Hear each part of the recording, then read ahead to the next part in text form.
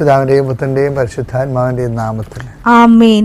അമ്മേ പരിശുദ്ധമേ, അമ്മേ പരിശുദ്ധമേ, ദൈവമാതാവേ, കൃപാസനത്തിലൂടെ ഞങ്ങൾക്കും ഞങ്ങളുടെ ദേശത്തിനും അമ്മ മധ്യസ്ഥം തേടി തന്ന എല്ലാ അനുഗ്രഹങ്ങൾക്കും കൃപകൾക്കും ഞങ്ങളിപ്പോൾ ഹൃദയം നിറഞ്ഞ നന്ദി പറയുന്നു. അമ്മേ പരിശുദ്ധമേ, ദൈവമാതാവേ, 2004 ഡിസംബർ 7-ാം തീയതി ഉച്ചകഴിഞ്ഞ് 2:30 കൃപാസനത്തിൽ സംഭവിച്ച അമ്മയുടെ പ്രത്യക്ഷപ്പെടലിനെ കുറിച്ച് തിരുസഭയ്ക്ക് സമർപ്പിച്ചിരിക്കുന്ന പഠനരേഖകളുടെ മേൽ സഭാത്മകമായ പഠനം ആരംഭിക്കുവാൻ ഞങ്ങൾ പ്രാർത്ഥിക്കുന്നു.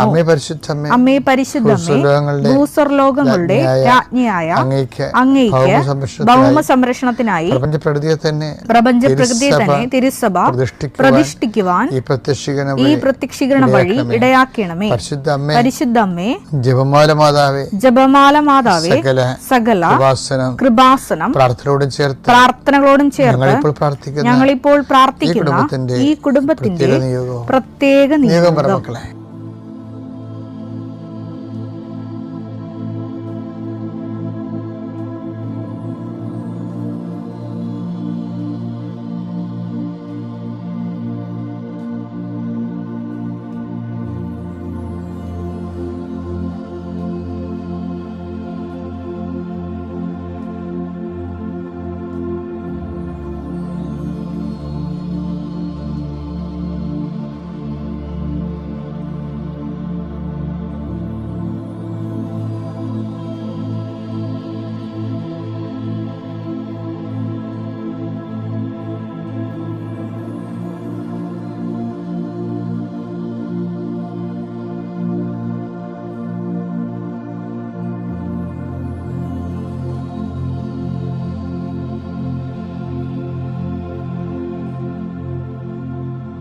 അമ്മയുടെ പ്രത്യക്ഷീകരണത്തിന്റെ ഈ അനുഗ്രഹവേളയിൽ ഞങ്ങൾക്ക് സാധിച്ചു തരുവാൻ കനിയണമേ.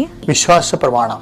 സർവശക്തനായ പിതാവും ആകാശത്തിന്റെയും ഭൂമിയുടെയും സൃഷ്ടാവുമായ ദൈവത്തിൽ ഞാൻ വിശ്വസിക്കുന്നു. അവിടുത്തെ ഏകപുത്രനും ഞങ്ങളുടെ കർത്താവുമായ ഈശോമിശിഹായിലും ഞാൻ വിശ്വസിക്കുന്നു. ഈ പുത്രൻ പരിശുദ്ധാത്മാവിനാൽ ഗർഭസ്ഥനായി കന്യകാമറിയത്തിൽ നിന്ന് പിറന്ന് പൊന്തിയോസ് പീലാത്തോസിന്റെ കാലത്ത് പീഡകൾ സഹിച്ച് കുരിശിൽ തറയ്ക്കപ്പെട്ട് മരിച്ച് അടക്കപ്പെട്ട് പാതാളങ്ങളിൽ ഇറങ്ങി മരിച്ചവരുടെ ഇടയിൽ നിന്ന് 3-ാം നാൾ ഉയർത്ത് സ്വർഗത്തിലേക്ക് എഴുന്നള്ളി സർവശക്തിയുള്ള പിതാവായ ദൈവത്തിന്റെ വലതുഭാഗത്തിരിക്കുന്നു. അവിടെ നിന്ന് ജീവിക്കുന്നവരെയും മരിച്ചവരെയും വിധിക്കുവാൻ വരുമെന്നും ഞാൻ വിശ്വസിക്കുന്നു. പരിശുദ്ധാത്മാവിലും ഞാൻ വിശ്വസിക്കുന്നു. വിശുദ്ധ കത്തോലിക്കാ സഭയിലും പുണ്യവാന്മാരുടെ ഐക്യത്തിലും പാപങ്ങളുടെ മോചനത്തിലും ശരീരത്തിന്റെ ഉയർപ്പിലും നിത്യമായ ജീവിതത്തിലും ഞാൻ വിശ്വസിക്കുന്നു. ആമേൻ. സ്വർഗ്ഗസ്ഥനായ ഞങ്ങളുടെ പിതാവേ, അങ്ങയുടെ നാമം പൂജിതമാകണമേ. അങ്ങയുടെ രാജ്യം വരണമേ. അങ്ങയുടെ തിരുമനസ് സ്വർഗത്തിലെ പോലെ ഭൂമിയിലും ആകണമേ. അന്നു വേണ്ടുന്ന ആഹാരം ഇന്ന് ഞങ്ങൾക്ക് തരണമേ. ഞങ്ങളോട് തെറ്റ് ചെയ്യുന്നവരോട് ഞങ്ങൾ ക്ഷമിക്കുന്നത് പോലെ ഞങ്ങളുടെ തെറ്റുകൾ ഞങ്ങളോടും ക്ഷമിക്കണമേ. ഞങ്ങളെ പ്രലോഭനത്തിൽ ഉൾപ്പെടുത്തരുതേ, തിന്മയിൽ ഞങ്ങൾ രക്ഷിക്കണമേ. ആമേൻ. നന്മ നിറഞ്ഞ മറിയമേ, സ്വസ്തി. കർത്താവ് അങ്ങയുടെ കൂടെ സ്ത്രീകളിൽ അങ്ങ് അനുഗ്രഹിക്കപ്പെട്ടവളാകുന്നു. അങ്ങയുടെ ഉദരത്തിൻ ഫലമായി ഈശോ അനുഗ്രഹിക്കപ്പെട്ടവനാകുന്നു. പരിശുദ്ധ മറിയമേ, തമ്പുരാന്റെ അമ്മേ, പാപികളായ ഞങ്ങൾക്ക് വേണ്ടി ഇപ്പോഴും ഞങ്ങളുടെ മരണസമയത്തും തമ്പുരാനോട് അപേക്ഷിക്കണമേ. ആമേൻ. രാവിലെയുള്ള പ്രാർത്ഥനയ്ക്ക് നമ്മൾ ഓരോ ദിവസത്തിന് വേണ്ട ഡെയിലി ബ്രെഡാണല്ല ഇത്.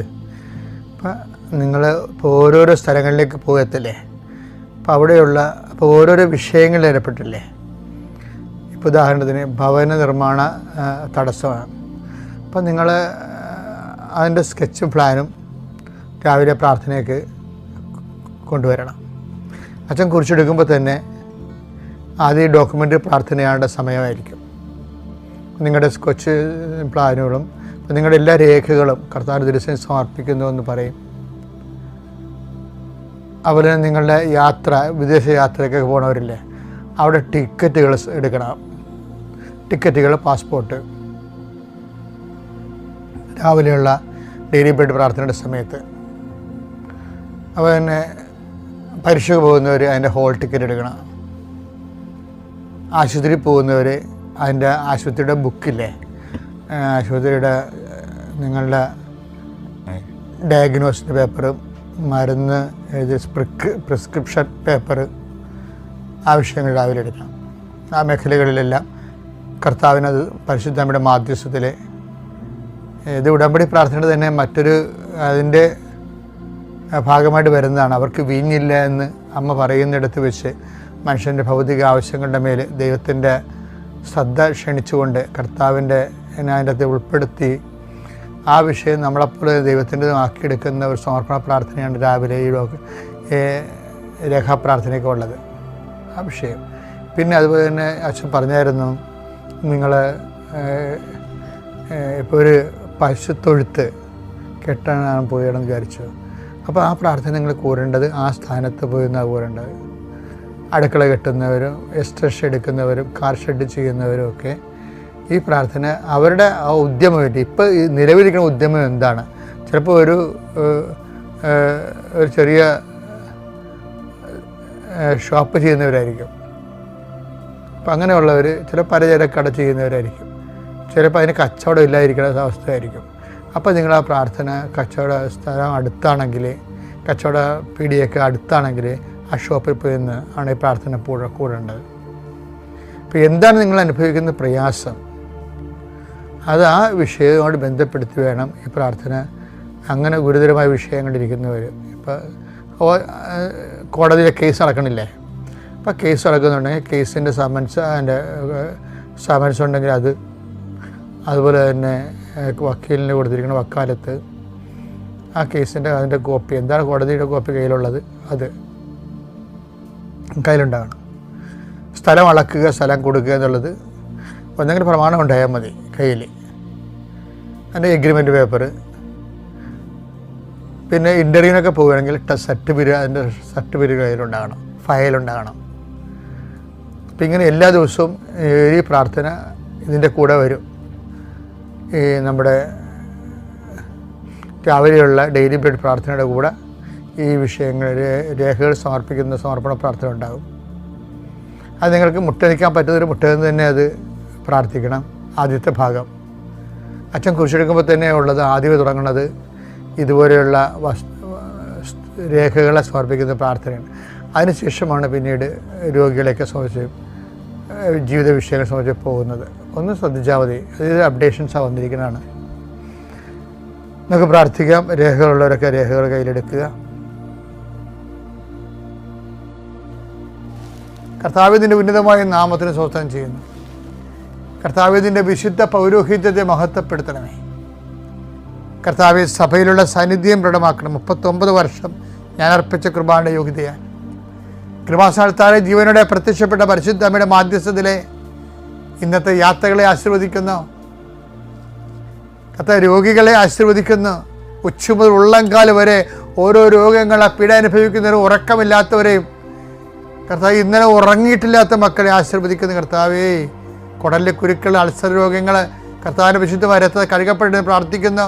ഹൃദയത്തിൻ്റെ ബ്ലോക്കുകൾ ഓപ്പറേഷൻ നിശ്ചയിച്ചിരിക്കുന്നവരെ സ്കാനിങ് റിപ്പോർട്ടിന് വേണ്ടി സ്കാൻ ചെയ്യാൻ പറഞ്ഞിരിക്കുന്നവർ, എക്സ്റേ എടുക്കാൻ പറഞ്ഞിരിക്കുന്നവർ, അവരെല്ലാം സങ്കടപ്പെടുന്നവരെല്ലാ മക്കളെയും അങ്ങേക്ക് ഞാൻ ഏൽപ്പിച്ച് പ്രാർത്ഥിക്കുന്ന കർത്താവേ. വിവാഹം ഒത്തുവരാത്തവർ കർത്താവെ, ഇതുവരെക്കും അഡ്മിഷൻ കിട്ടാത്തവരെ, ഇതുവരെക്കും അഡ്മിഷന് ആവശ്യമായ പണം കിട്ടാത്തവരെ, ഓരോരോ വിഷയങ്ങളിൽ വല്ലാത്ത വേദന അനുഭവിക്കുന്നവരെ കർത്താവിൻ്റെ തിരുസന്നിധിയിൽ പ്രാർത്ഥിക്കുന്നു. കൂടെ ആ അപേക്ഷ സംഭവിക്കുകയും വർഷങ്ങളായിട്ട് മക്കളില്ലാതിരിക്കുകയും ചെയ്യുന്നവരെ, ഞങ്ങൾക്ക് ഈ ജന്മത്തിൽ മക്കൾ ഉണ്ടാകുമോ ഇല്ലയോ എന്ന് ഓർത്തിട്ട് വേദനപ്പെടുകയും ഇനി എന്തിനാണ് ജീവിച്ചിട്ടെന്ന് വിചാരിച്ചത്, ഈ മക്കളില്ല എന്നുള്ള വിചാരത്തിൽ ജീവിതം മൊത്തം പോയെന്ന് പറഞ്ഞാൽ മൗഢ്യമായിരിക്കുന്ന വിഡ്ഢികളുടെ സഹോദരിയിരിക്കുന്നവരെ കർത്താവെ, അവരെ അങ്ങ് സ്പർശിക്കുന്ന പ്രാർത്ഥിക്കുന്നു. അവർക്ക് കർത്താവെ, അവർക്ക് നിലനിൽപ്പിൻ്റെ വരം നൽകണമെന്ന് പ്രാർത്ഥിക്കുന്നു. അവരുടെ ജീവിതത്തിൽ അങ്ങ് സ്പർശിക്കുന്നവരെ, അടയാളങ്ങൾ അവരെ കാണുന്നവരെ കർത്താവിൻ്റെ കരുണ നിങ്ങൾ ആവശ്യപ്പെട്ട് പ്രാർത്ഥിക്കുന്നു. ജീവിത വൃത്തിക്ക് വേണ്ടി വിഷമിക്കുന്നവരെ കർത്താവെ, അവിടെ സാമ്പത്തിക കടങ്ങൾ പരിഹരിക്കുന്നതിന് വേണ്ടി കണ്ണീരോടെ അലയുന്നവരെ, ഓരോരോ വാതിലും മുട്ടുന്നവരെ, എന്നിട്ടും തുറക്കാതെ അവന് കണ്ണീരോടെ പിന്തിരിയുന്നവരുടെ മേൽ കർത്താവിൻ്റെ കാരുണ്യം ചൊരിയട്ടെ. പരിശുദ്ധ അവിടെ കരഗ്രഹിക്കട്ടെ. അവിടെ നീ നടക്കേണ്ട വഴി നിന്റെ മുഖത്ത് നോക്കിയാൽ ഉപദേശിക്കുന്ന ദൈവത്തിൻ്റെ കരുണ നിന്നെ ആവശ്യിക്കുകയും നീ എന്തിനു വേണ്ടിയാണോ, ആരെക്കുറിച്ചാണോ, എന്തിനെക്കുറിച്ചാണോ നീ ആകുലപ്പെടുന്നത് ആ വിഷയം, അത് കേസായാലും, മക്കളായാലും, പരീക്ഷയായാലും, പ്രാർത്ഥനയായാലും, വിവാഹമായാലും, ഭവനമായാലും, ഭവനമില്ലാത്ത അവസ്ഥയായാലും, എന്തെല്ലാം കാര്യങ്ങളെക്കുറിച്ചുകൊണ്ട് നീ വേദനിക്കുന്നുവോ ആ മേഖലകളിലെല്ലാം ഈ ദിവസം ദൈവത്തിൻ്റെ കരുണ ചൊരിയട്ടെ. എൻ്റെ കൃപ ഞാൻ അർപ്പിക്കുന്ന കൃപാന്റെ ശക്തിയാൽ നീ ഈശോയുടെ സാന്ത്വനം അനുഭവിക്കട്ടെ. നിത്യം പിതാവും പുത്രനും പരിശുദ്ധാനുമായ സർവീശ്വര നയിക്കുവാമേ.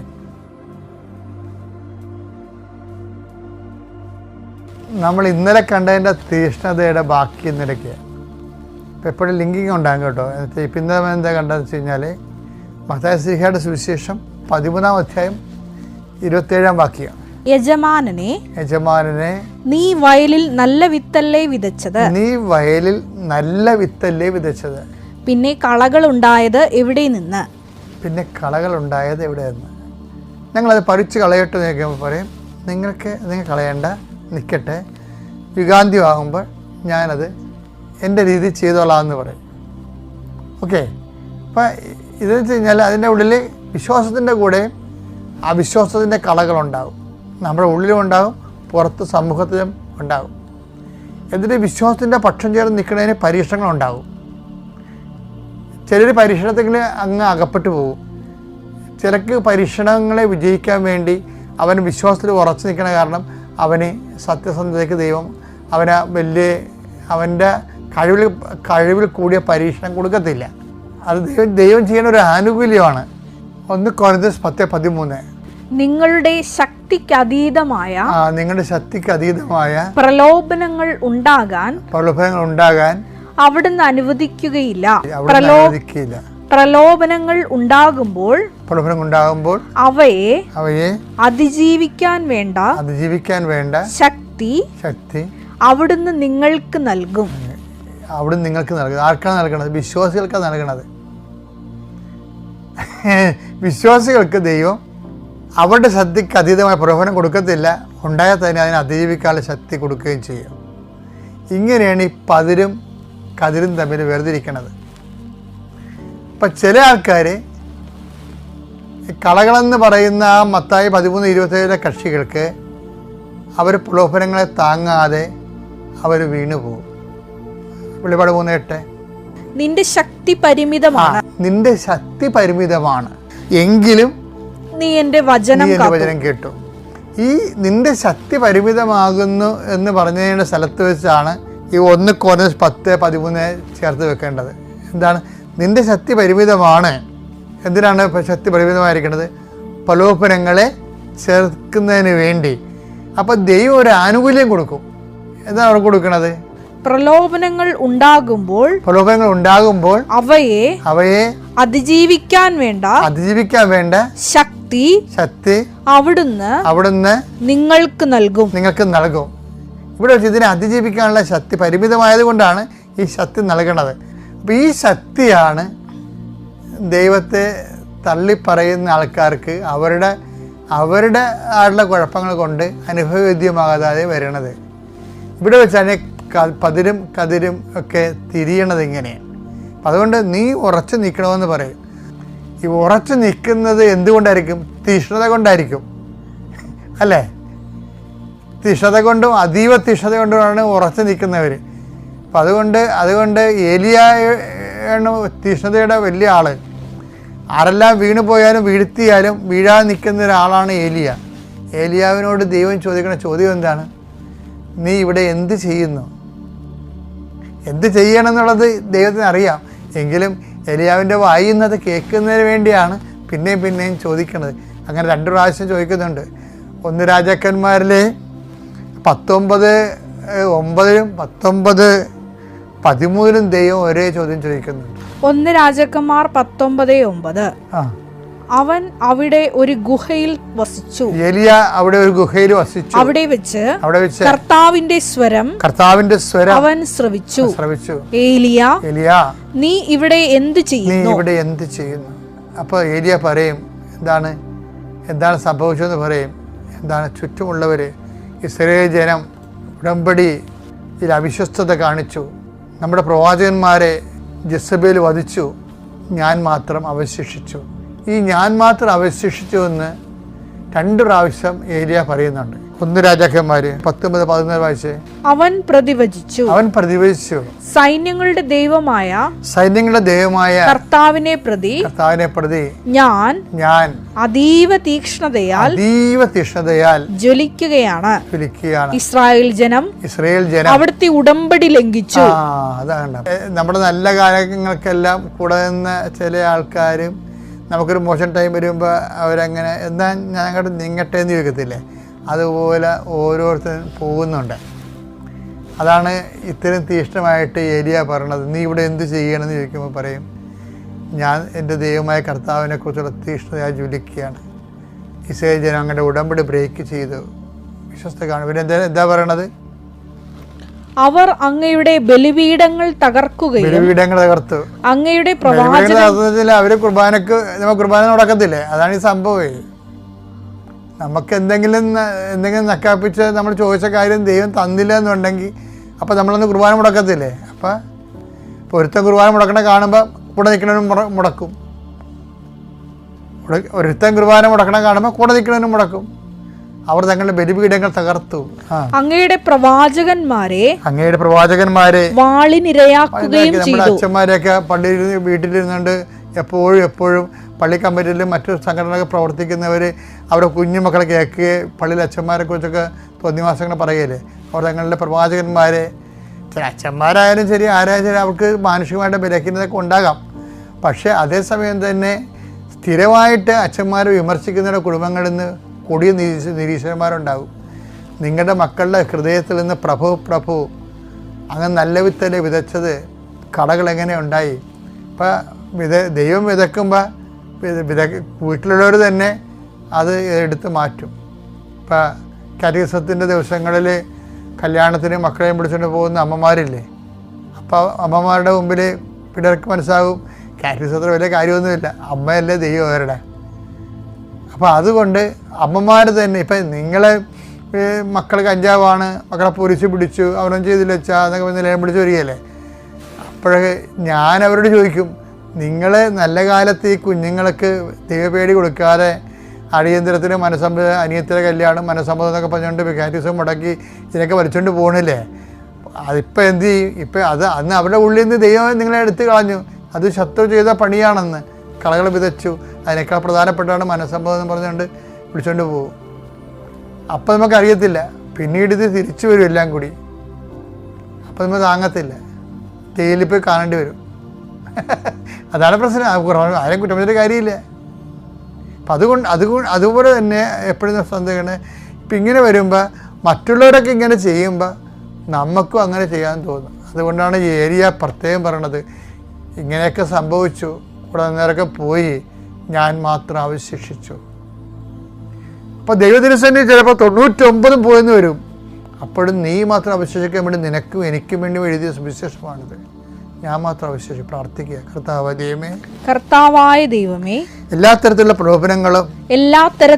പ്രലോഭനങ്ങളും ആത്മീയ വീഴ്ചകളും വിശ്വാസ തകർച്ചകളും സംഭവിക്കുമ്പോഴും ഏലിയായെ പോലെ വിശ്വാസത്തിന്റെ പേരിലെ ദൈവസ്നേഹത്തിന് വേണ്ടി നിലനിൽക്കുവാൻ അതിജീവിക്കുവാൻ അവശേഷിക്കുവാൻ എന്നെ അഭിഷേകം ചെയ്യണമേ. Praise the Lord.